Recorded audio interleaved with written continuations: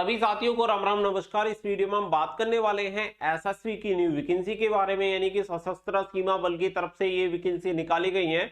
और आप सभी को बता दें कि ये वैकेंसी रहने वाली है एसआई यानी कि सब इंस्पेक्टर की पोस्ट की ये वैकेंसी रहने वाली है, जो कि अलग अलग डिपार्टमेंट में ये वैकेंसी निकाली गई है, जिसके लिए ऑल ओवर इंडिया से कैंडिडेट अप्लाई कर सकते हैं। साथ ही में ये वैकेंसी मेल एंड फीमेल दोनों कैंडिडेट के लिए रहेंगी, तो दोनों ही कैंडिडेट इस वीडियो को देख सकते हैं और अप्लाई कर सकते हैं। तो पूरी इंफॉर्मेशन इस वीडियो में आपके साथ शेयर करेंगे कि किस पोस्ट के लिए क्या क्वालिफिकेशन क्राइटेरिया चाहिए, कौन अप्लाई कर सकता है, कौन अप्लाई नहीं कर सकता, सिलेबस क्या रहेगा, सिलेक्शन प्रोसेस क्या रहेगा, हाइट क्राइटेरिया वगैरह सारी चीजें आपको इस वीडियो में क्लियर हो जाएंगी। तो अगर आप इसके लिए फॉर्म अप्लाई करने में इंटरेस्टेड हैं, अगर आप एसएसबी ज्वाइन करना चाहते हैं, डिफेंस फोर्स ज्वाइन करना चाहते हैं, तो इस वीडियो को लास्ट तक जरूर देखें ताकि आप सभी को पूरी इंफॉर्मेशन मिल पाए। और वीडियो पसंद आए तो प्लीज वीडियो को लाइक शेयर करके चैनल को सब्सक्राइब कर लें और बेल आइकन पे प्रेस कर लें ताकि फ्यूचर में आने वाली जॉब अपडेट के नोटिफिकेशन आपको government of India ministry of home affairs की तरफ से, और यहाँ पे देख सकते हैं सशस्त्र सीमा बल यानी कि एसएसबी की तरफ से ये आपका नोटिफिकेशन रिलीज हुआ है, जिसमें आप देख सकते हैं एडवर्टाइजमेंट नंबर आपको दे रखा है SSB combined advertisement sub inspector 2023।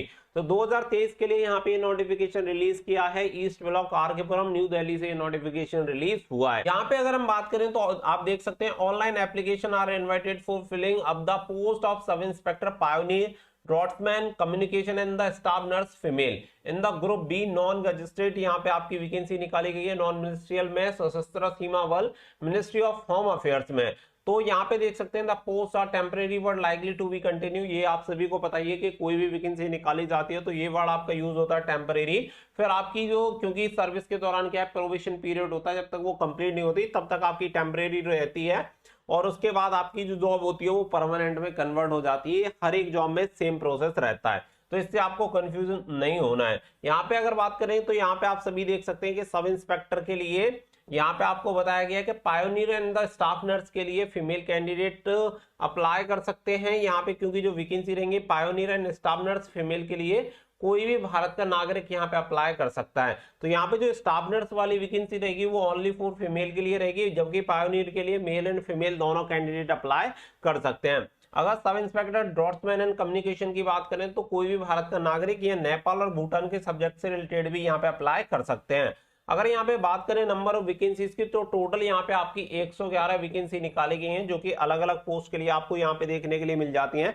जिसमें आप सबसे पहले यहाँ पे देख सकते हैं कि पहली जो आपकी वैकेंसी है वो है सब इंस्पेक्टर पायोनियर में, जिसमें टोटल आपकी जो वैकेंसी रहेंगी वो रहेंगी 20। इसके अलावा इंस्पेक्टर ड्रॉट्समैन में अगर हम बात करें तो 3 वैकेंसी, सब इंस्पेक्टर कम्युनिकेशन में 59 वैकेंसी और सब इंस्पेक्टर स्टाफ नर्स फीमेल की 29 वैकेंसी निकाली गई हैं। तो इस तरीके से टोटल आप वैकेंसी देख सकते हैं। स्टाफ नर्स के लिए केवल फीमेल कैंडिडेट अप्लाई कर सकते हैं, बाकी की सभी पोस्ट के लिए मेल एंड फीमेल दोनों कैंडिडेट एलिजिबल रहेंगे, तो दोनों कैंडिडेट यहाँ पे अप्लाई कर सकते हैं। इससे नीचे आप सभी को यहाँ पे सैलरी बताई गई है, किसके लिए कितनी सैलरी मिलेगी। तो यहाँ पे 35,400 से लेके 1,12,400 रुपए पर मंथ आपकी सैलरी रहेगी, और सभी पोस्ट के लिए समान सैलरी क्राइटेरिया यहाँ पे रखा गया, तो सभी के लिए इक्वल सैलरी आपको मिलेगी।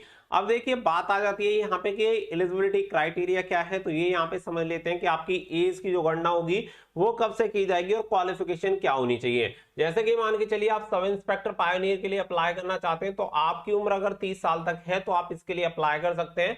और इसके लिए अप्लाई करने के लिए आपके पास डिग्री होनी चाहिए या फिर आपका डिप्लोमा आपके पास होना चाहिए सिविल इंजीनियरिंग में फ्रॉम ए रिकॉग्नाइज्ड यूनिवर्सिटी और इंस्टीट्यूट। तो यहाँ पे क्लियर आप सभी को बोल दिया गया है डिग्री और डिप्लोमा कोई भी हो आपके पास सिविल इंजीनियरिंग में, तो आप इसके लिए अप्लाई कर सकते हैं पायोनियर वाली वैकेंसी के लिए। इसके अलावा अगर हम बात करें सब इंस्पेक्टर ड्रॉट्समैन की, तो यहाँ पे आपकी एज 18 से 30 साल के बीच में होनी चाहिए। अगर आप 18 से 30 साल के बीच में है जनरल कैटेगरी में, ओबीसी में देखो सभी पोस्ट के लिए 3 साल की छूट मिलेगी, और आपका एससी और एसटी कैंडिडेट के लिए सभी पोस्ट में 5 साल की आपको छूट मिलती है।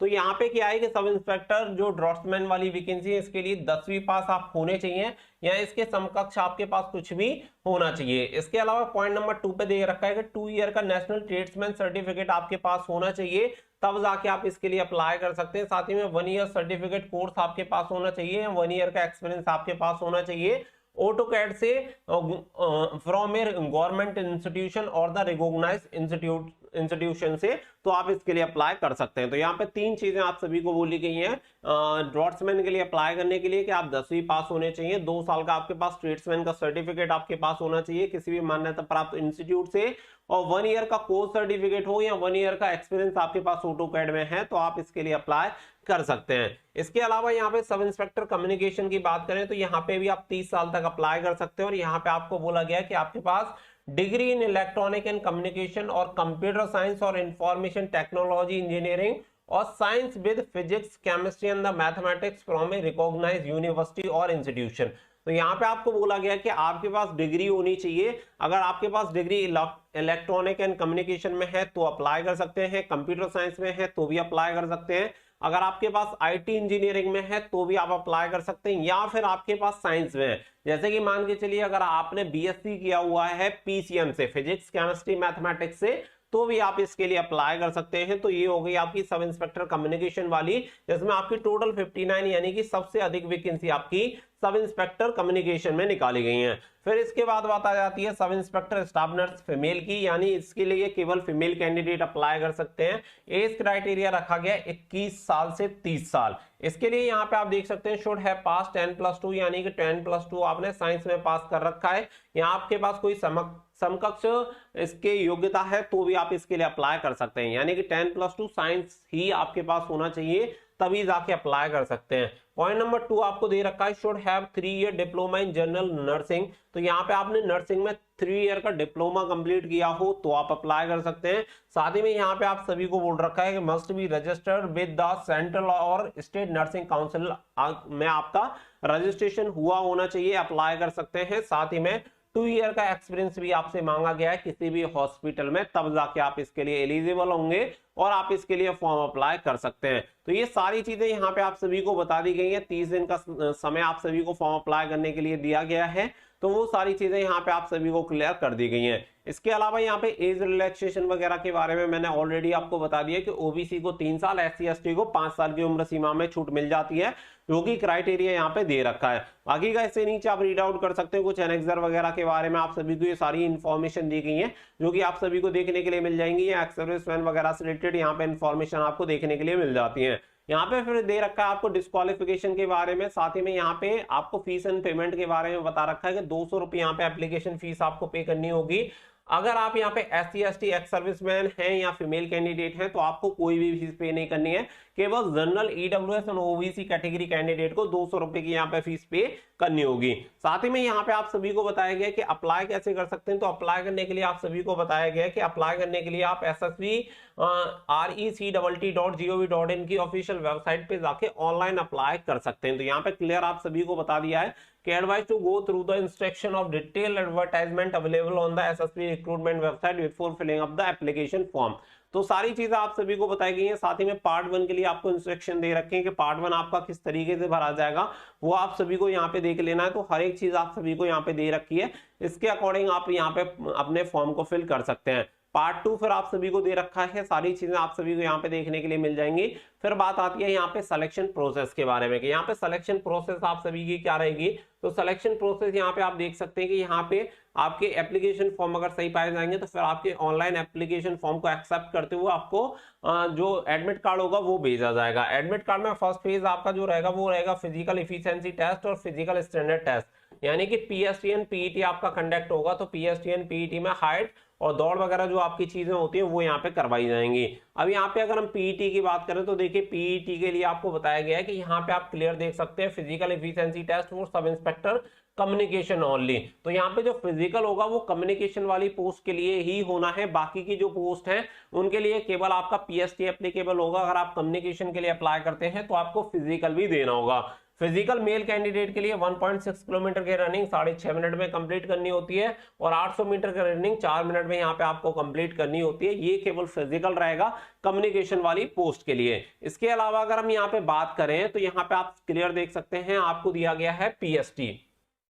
तो यहाँ पे PST की अगर हम बात करें तो candidate of sub inspector communication who qualified in physical efficiency test and candidate of sub inspector staff nurse female sub inspector pioneer and the sub inspector draughtsman will have to undergo PST. Candidate including ex-servicemen not meeting the minimum height and chest requirement will be rejected from the recruitment process. तो यहाँ पे आप सभी को सभी post के लिए PST के क्राइटेरिया से होकर गुजरना होगा। अब पीएसटी क्राइटेरिया यहाँ पे आप सभी को पायनियर, रोड्समैन एंड कम्युनिकेशन सभी का सेम आप सभी को दे रखा है, जबकि जो आपका स्टाफ नर्स का होगा वो डिफरेंट रहेगा। तो स्टाफ नर्स के लिए अलग से क्राइटेरिया दिया हुआ है। जैसे कि अगर पायोनियर, ड्राफ्ट्समैन एंड कम्युनिकेशन के लिए अप्लाई करते हैं तो मेल कैंडिडेट की 170 सेंटीमीटर हाइट होनी चाहिए, सीना 80 से 85 सेंटीमीटर होना चाहिए। फीमेल कैंडिडेट के लिए 157 सेंटीमीटर हाइट होनी चाहिए और चेस्ट एप्लीकेबल नहीं रहेगा। साथ ही में गोरखा, डोगरास, खमायू और मराठा से हैं तो मेल कैंडिडेट की लंबाई 165 सेंटीमीटर और फीमेल कैंडिडेट की लंबाई 155 सेंटीमीटर होनी चाहिए। अगर आप एसटी कैंडिडेट हैं तो मेल कैंडिडेट 162.5 सेंटीमीटर और फीमेल कैंडिडेट 150 सेंटीमीटर हाइट होनी चाहिए। मेल कैंडिडेट एसटी कैंडिडेट के लिए 76 से 81 सेंटीमीटर सीना होना चाहिए। अगर आप अप्लाई करते हैं फीमेल कैंडिडेट स्टाफ नर्स के लिए तो फीमेल कैंडिडेट के लिए हाइट 157 सेंटीमीटर। अगर आप यहाँ पे कुमायूं, गोरखा, डोगरास वगैरह है तो 155 सेंटीमीटर लंबाई होनी चाहिए। अगर आप एसटी कैंडिडेट हैं तो 150 सेंटीमीटर यहाँ पे लंबाई आपकी होनी चाहिए। यानी कि जनरली 157, 155 और 150 सेंटीमीटर एसटी कैंडिडेट के लिए आपकी हाइट रखी गई है। तो ये आपका पीएसटी एंड पीईटी क्वालिफाई हो जाता है। पीएसटी एंड पीईटी क्वालिफाई करने के बाद फिर आपका यहाँ पे होता है, आप देख सकते हैं, रिटन एग्जामिनेशन। सेकंड फेज में आपका रिटन एग्जामिनेशन होगा जिसमें आप सभी को यहाँ पे बता दिया गया है कि 3 घंटे का आपका पेपर होगा जिसमें आपको 150 मार्क्स दिए जाएंगे। 150 मल्टीपल चॉइस ऑब्जेक्टिव क्वेश्चन रहेंगे जिसमें आपके जो सब्जेक्ट रहेंगे वो general knowledge, mathematics, reasoning, general English, general Hindi and the technical subject यहाँ पे आपका रहने वाला है। जिसमें आपको बताया गया है कि पार्ट 1 जो आपका रहेगा जिसमें general knowledge, mathematics, reasoning, general Hindi और इंग्लिश आपका ऑप्शनल रहेगा जो कि 50 नंबर का आपका रहने वाला है। इसके अलावा पार्ट 2 जो रहेगा वो रहेगा 100 मार्क्स का जो कि आपका टेक्निकल सब्जेक्ट रहेगा। यहाँ पे आपको मिनिमम जो मार्क्स लेके आने पड़ेंगे, जनरल, ईडब्ल्यूएस, ओबीसी कैंडिडेट को 50% and for SC and ST candidate को 45% मार्क्स यहाँ पे लेके आने होंगे। और यहाँ पे आप सभी को बताया गया कि final merit will be prepare on the basis marks obtain by the candidate in written examination common entrance. तो जो कॉमन एंट्रेंस एग्जामिनेशन होगा इसमें जो मार्क्स लेके आएगा उसके बेसिस पे आपकी मेरिट लिस्ट बनेगी और उसी के बेसिस पे आपका सिलेक्शन होना है। जो कैंडिडेट इसमें क्वालिफाई हो जाएंगे फिर इसके बाद डॉक्यूमेंटेशन एंड मेडिकल एग्जामिनेशन आप सभी का होता है। और यहाँ पे आप सभी देख सकते हैं कि candidate up to 3 time of vacancies categories advertise in the employment news on SSC website will be called for documentation and RME. तो यहाँ पे जितनी वैकेंसीज हैं आपकी 111 वैकेंसी है तो 111 वैकेंसी के 3 गुना यानी 333 कैंडिडेट को डॉक्यूमेंटेशन के लिए क्वालिफाई किया जाएगा, मेडिकल के लिए क्वालिफाई किया जाएगा रिटन एग्जामिनेशन में। तो उसी के बेसिस पे यहाँ पे आपकी मेरिट बनेगी। वो सारी चीजें आप सभी को बता दी गई है। कोई कैंडिडेट फेल होता है तो फिर उसका रिव्यू मेडिकल एग्जामिनेशन वगैरह के बारे में यहाँ पे आपको इन्फॉर्मेशन दी गई है। तो हर एक चीज आपको इस नोटिफिकेशन में देखने के लिए मिल जाएगी। अब आप में से बहुत सारे बच्चे सोच रहे होंगे कि नोटिफिकेशन कहां से मिलेगा, तो वीडियो के डिस्क्रिप्शन में आप सभी को टेलीग्राम की लिंक दी हुई है। टेलीग्राम ग्रुप से आप कनेक्ट हो जाना है, वहां पे जाके आप सभी को ये कंप्लीट जो नोटिफिकेशन है वो देखने के लिए मिल जाएगा, जिसके बाद आप पूरी इंफॉर्मेशन इसमें से रीड आउट कर सकते हैं और सारी चीजों को जहां पे भी आपको डाउट आ रहा है वो डाउट आपका यहाँ पे क्लियर हो जाएगा। तो हर एक चीज इस वीडियो में मैंने आप सभी को क्लियर कर दी है, तो आप यहाँ पे सारी चीजें जाके चेक कर सकते हैं। फिर भी अगर आपको डाउट एंड क्वेरी है तो आप यहाँ पे कंफर्म कर सकते हैं, या फिर आप इस डिटेल नोटिफिकेशन को चेकआउट करके भी कंफर्म कर सकते हैं कि कब से क्या है, कैसे है, सारी चीजें आपको यहाँ पे बता दी गई हैं। तो आई होप ये सारी चीजें आप सभी को क्लियर हो गई होंगी। साथ ही में एक और मेन चीज यहाँ पे मिस हो गई, वो है आप सभी के अप्लाई डेट। तो अप्लाई डेट आप सभी को बता दें कि 18/11/2023 तक आप इसके लिए अप्लाई कर सकते हैं। आई थिंक इसके लिए ऑनलाइन एप्लीकेशन फॉर्म 1-2 दिन में स्टार्ट हो जाएंगे, 30 दिन का समय दिया जाएगा, तो इस डेट को भी एक्सटेंड किया जा सकता है, तो वो आप कंफर्म कर लीजिएगा। आप सभी को ऑनलाइन एप्लीकेशन की लिंक भी मैं प्रोवाइड करा दूंगा, साथ ही में आप सभी को नोटिफिकेशन भी मिल जाएगा जिसकी लिंक मैंने वीडियो को डिस्क्रिप्शन में दे दी है, वहां से जाके आप चेकआउट कर पाएंगे। आई होप पूरी इन्फॉर्मेशन आप सभी को मिल गई होगी। वीडियो पसंद आई हो तो वीडियो को लाइक शेयर करके चैनल को सब्सक्राइब कर लें और बेल आइकन पर प्रेस कर लें ताकि फ्यूचर में भी आपको हर एक जॉब अपडेट का नोटिफिकेशन सबसे पहले मिलता रहे। मिलेंगे नेक्स्ट वीडियो में, फिलहाल के लिए बस इतना ही। So thank you for watching. जय हिंद, जय भारत।